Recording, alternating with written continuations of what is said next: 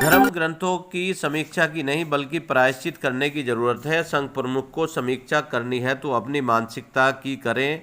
ब्राह्मण छावनी सर के सेनापति मोहन भागवत जी ने कहा कि उनके कथित धर्म ग्रंथ पहले मौखिक रूप में थे, बाद में लिखित रूप में आए, जो पूरी तरह विज्ञान के आधार पर थे। उसके बाद कुछ स्वार्थी लोगों ने उसमें अपने फायदे के लिए बहुत कुछ घुसेड़ दिया, इसलिए उन धर्म ग्रंथों की समीक्षा करने की ज़रूरत है। पाल सेवा संघ द्वारा आयोजित पाल धनगर स्नेह सम्मेलन में संविधान की उद्देशिका का पाठ कराते हुए चंद्रभान पाल, शिवार गार्डन, मीरा रोड, मुंबई ने यह बात कही। उन्होंने कहा कि पहली बात तो सारे ग्रंथ ब्राह्मणों द्वारा ब्राह्मणों के हित के लिए लिखे गए हैं, इसलिए उन्हें धर्म ग्रंथ नहीं बल्कि ब्राह्मण हित ग्रंथ कहना चाहिए। ऐसे ग्रंथ जिसमें सारे उपदेश, नियम, कायदे ब्राह्मणों के सर्वश्रेष्ठता स्थापित करने के लिए बनाए गए हों। ऐसे ग्रंथ जिसमें ब्राह्मणों के हित रक्षण के लिए भगवान श्री भी अवतार लेते हों और शूद्र समाज को शिक्षा, संपत्ति, शास्त्र, सम्मान से वंचित करके जानवरों से बदतर जीवन जीने को मजबूर करने वाले नियम, कायदे लिखे हों, जिनके लिए कभी किसी भगवान ने अवतार लेने की ज़रूरत नहीं समझी।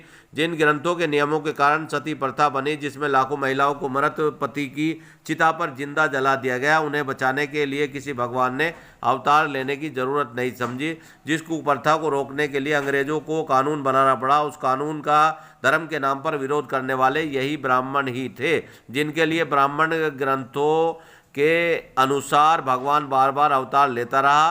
गो ब्राह्मण सुर संत हित लींज मनुज अवतार रामचरितमानस। ब्राह्मणों द्वारा अपने हित में लिखे गए उन ग्रंथों को जिनमें ब्राह्मणों को ऊंच बाकी सबको नीच लिखा गया हो, ब्राह्मण अपना धर्म ग्रंथ माने, लेकिन उन ग्रंथों द्वारा नीच बनाए गए लोगों एवं महिलाओं से उन्हें धर्म ग्रंथ मानने की अपेक्षा कैसे कर सकते हैं। दूसरी बात, इन ग्रंथों को विज्ञानवादी बताना बिल्कुल सफ़ेद झूठ है। मुख, भुजा, जांग व पैर से बच्चा पैदा करने में कौन सा विज्ञान है? खीर खाने से, जमीन से, हिरनी से, मछली से, सूर्य चंद्र से, कान से और न जाने कहाँ कहाँ से बच्चे पैदा करने में कौन सा विज्ञान है? गोबर में ज्ञान ढूंढने में कौन सा विज्ञान है?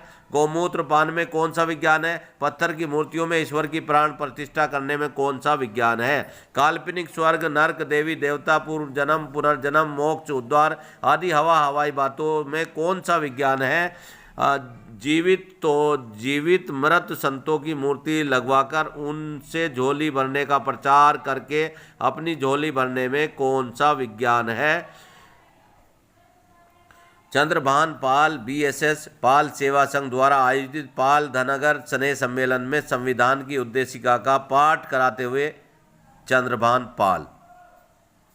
अवसर की समता प्राप्त कराने के लिए तथा उन सब में व्यक्ति की गरिमा और राष्ट्र की एकता और अखंडता सुनिश्चित करने वाली बंधुता बढ़ाने के लिए दृढ़ संकल्प होकर अपनी संविधान सभा में इस संविधान को अंगीकृत, अधिनियमित और आत्मार्पित करते हैं।